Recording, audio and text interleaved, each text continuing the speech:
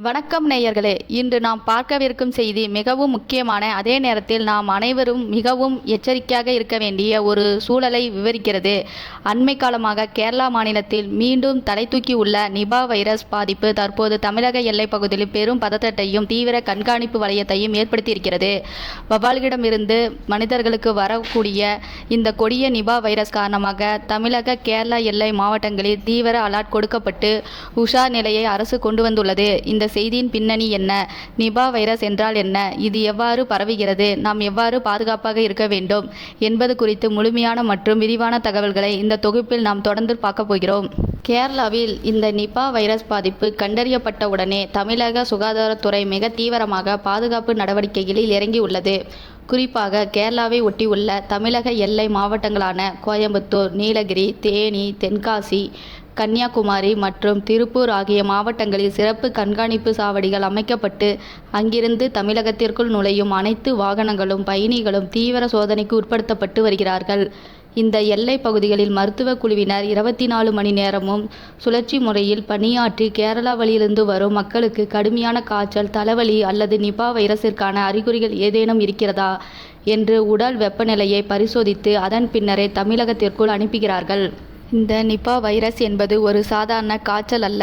இது விலங்கிடமிருந்து மனிதர்களுக்கு பரவக்கூடிய ஒரு ஆபத்தான சுனோடிக் வைரஸ் வகையை சார்ந்தது. குறிப்பாக பழம் தின்னி வவ்வால் என்று அழைக்கப்படும் வவ்வால்கள் இந்த வைரஸின் முதன்மை இருப்பிடமாக இருக்கிறது. இந்த வவ்வால்கள் கடித்து போடும் பழங்களை மனிதர்களோ அல்லது பிற விலங்குகளோ உட்கொள்ளும் போது இந்த வைரஸ் மிக வேகமாக பரவுகிறது.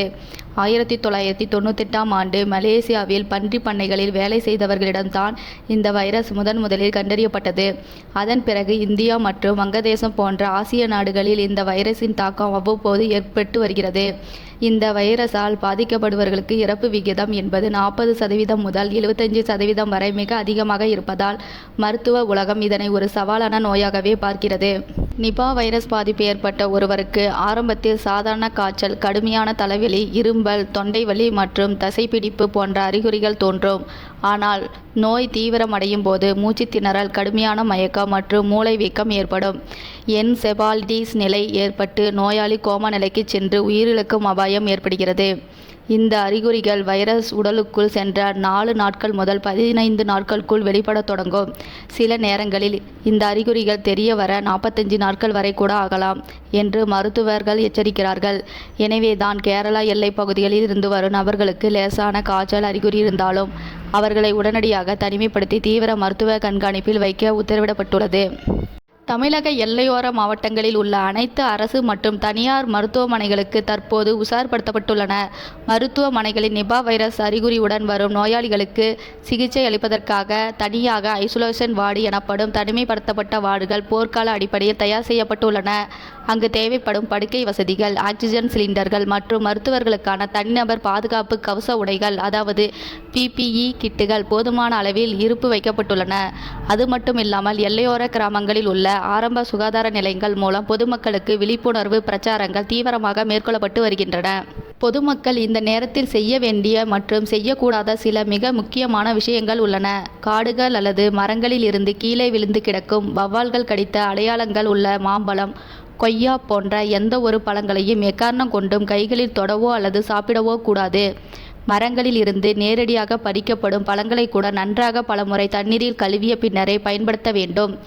மேலும் வீடுகளில் வளர்க்கப்படும் ஆடு, மாடு, பன்றி போன்ற கால்நடைகளுக்கு திடீரென ஏதேனும் நோய் பாதிப்பு ஏற்பட்டால் உடனே கால்நடை மருத்துவர்களை அணுக வேண்டுமே தவிர நாமாக சுய மருத்துவம் செய்யக்கூடாது.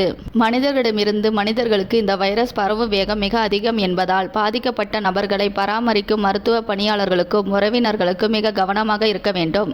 கைகளை அடிக்கடி சோப்பு அல்லது சானிடைசர் கொண்டு சுத்தம் செய்வதும், பொது இடங்களுக்கு செல்லும் போது கட்டாயம் முகக்கவசம் அணிவதும் நம்மை இந்த நோயில் இருந்து பாதுகாக்கும் எளிய வழிகளாகும்.